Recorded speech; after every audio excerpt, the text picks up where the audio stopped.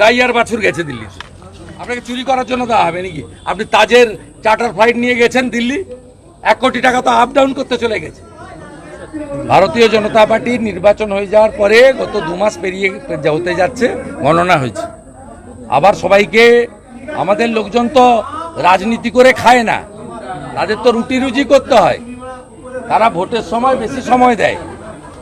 ভারতীয় জনতা পার্টির লোকরা ওই শৌচালয় থেকে, আবাস যোজনা থেকে টাকা মারে না, হকারদের কাছ থেকে তোলা তোলে না, টোটোর কাছ থেকে তোলা তোলে না। তাদের তো পেট আছে, তাদের তো স্ত্রী পুত্র পরিবার আছে, বাবা মা আছে, সেই জন্য সেই উদ্দেশ্যে বলা হয়েছে।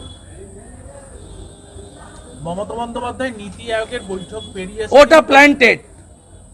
গতকালই সাগরিকা ঘোষ, যে রাজ্যসভার তৃণমূলের এমপি, তার যে হাজব্যান্ড সাংবাদিক রাজদীপ সরদেশাই বলেছিলেন আগামীকাল হেমন্ত সোরেন এবং